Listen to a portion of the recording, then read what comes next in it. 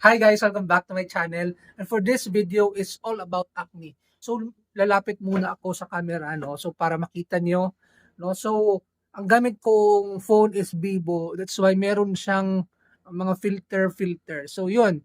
So ito yung pinakalala ko So nakita niyo when I come near the camera, nawawala naman yung filter. Oh, see? So ito yung acne, so dry out na siya, thanks God. Wala naman akong other acne aside from this. May feel ako na bump, mga ganon, pero walang acne or whatsoever. So ang product na ito na ginamit ko is isa sa galing sa pinakasikat na brand nowadays dito sa Philippines. This product is from Oxycure. So the name of this product is Facial Acne Lotion Oxycure, dermatology tested for acne prone skin. So ang binili ko is this 10 ml. Swerte ko pagbili ko nito is buy one take one. Siguro nasa 200 plus lang ito. So medyo matagal ito sa akin, hindi pa naman siya expired. Nilalagay lang po ito sa mga may acne areas. Hindi natin siya pwede ilagay, gawing parang toner na ilagay sa lahat or sa buong face pati sa neck kasi this is super drying. Facial acne lotion. Alam mo, ang pinakagusto ko dito, pag nilagay ko siya today, pagkabukas, dry agad yung pimple mo. Yun yung pinakagusto ko dito sa Oxycure na facial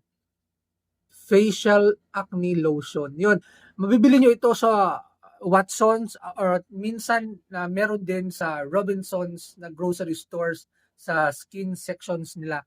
So isa ito sa pinakasulit na acne lotion. Yung meron din ito yung Belo, yung parang ganito din siya. Pero this is a gel. Belo Acne Pro na na gel. Saan ba sa kanilang dalawa yung pinakamaganda? Both naman maganda pero yung for me ang pinaka-effective sa kanilang dalawa is itong Oxycure kasi hindi nga maabutan ng for example 8 hours lang yung tulog, pagising mo in the morning dry na agad yung pimple mo.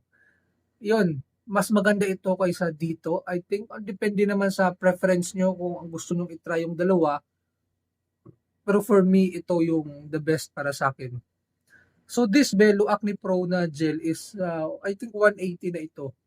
Minsan noon 200 plus pa ito Ngayon 180 na lang. Pero this is super effective, pinakasulit at the price. Minsan may mga promos pa, So yung amoy toner, normal siya na toner. Pero meron siyang kapag nilapit mo talaga sa ilong mo or naparami ang lagay mo sa cotton, parang meron siyang amoy na parang strong scent na yung parang acetone. Pero malayo naman sa pagka-acetone kasi sobra na yon. So yun, sobrang sulit, you must try on your pimple, Pero kung malala na talaga yung pimple mo, you must consult your dermatologist para safe.